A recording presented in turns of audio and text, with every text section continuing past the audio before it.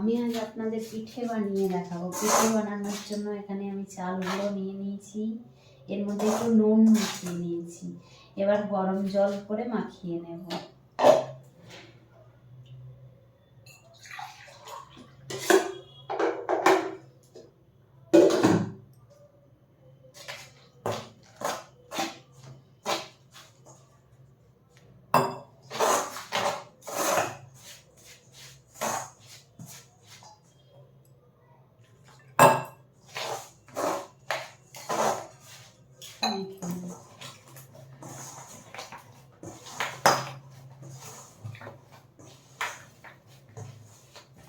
এরকম করে নরম করে মেখে নেব। আমার যতটা লাগবে আমার মাখানো হয়ে গেছে। এবার আমি একটা একটা করে গড়ে আমি পুরে দেওয়ার জন্য ক্ষীর বানিয়ে রেখেছি। এখান থেকে একটু একটু করে ডো নেব, এরকম করে গোল করব,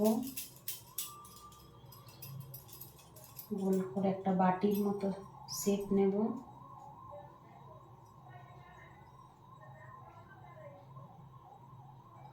তারপরে এই মধ্যখানে এই পুরটা দিয়ে দেবো এরকম করে।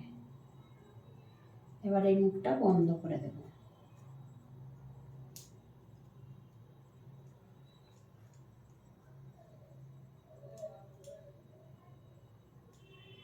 এবার ডিজাইন করার জন্য এরকম এরকম একটু একটু করে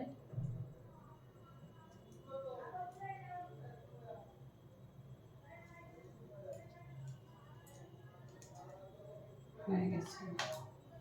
আমি আরেকটা বানিয়ে দেখাচ্ছি। এরকম করে নিয়ে একটা গোল করে নিচ্ছি। গোল করে নেওয়ার পর এরকম বাটির মতন করে নেব।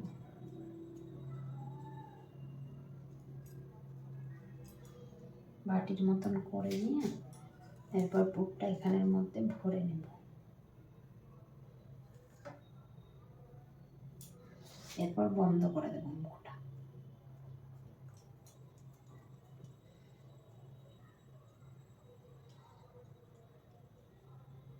এটা আমার ডিজাইন ছাড়া পিঠে বানানো হলো।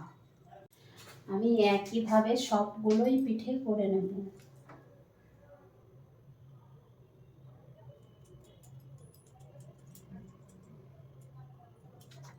এবার আমি ইলেকট্রিক কেটলিতে জল দিয়ে দেব।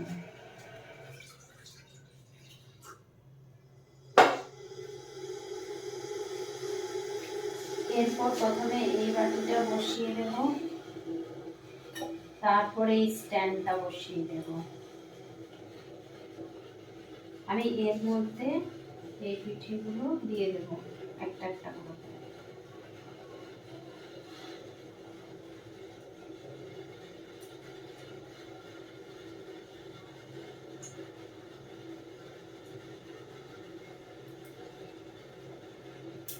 এরপর ঢাকা দিয়ে দেব। আমার পিঠেগুলো হয়ে গেছে। আমি এবার ওপর থেকে একটু ঠান্ডা জল ঢেলে নামিয়ে নেব।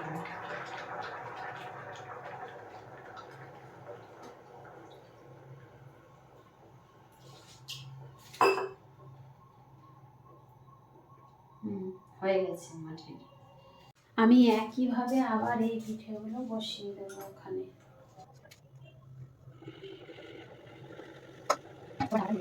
আমি পিঠেগুলোকে ভাপ দিয়ে নিয়েছি। এবার কড়াই বসিয়ে দিয়েছি। কড়াইতে এবার দিয়ে দেব দুধ। দুধটা ফুটিয়ে ঘন করে পিঠেগুলো ঢেলে দেব।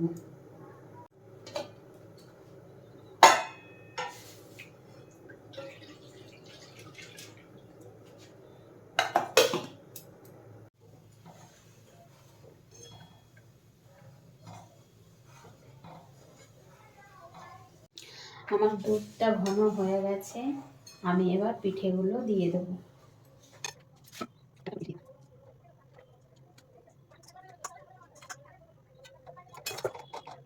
এবার একটু ফুটিয়ে নেব। আমি এখানে পরিমাণ মতো চিনি দিয়ে দিয়েছি। এবার আমি নামিয়ে নেব। এটা ঠান্ডা হয়ে গেলে ঘন হয়ে যাবে। আমার এখানে দুধ পুলি পিঠে রেডি হয়ে গেছে।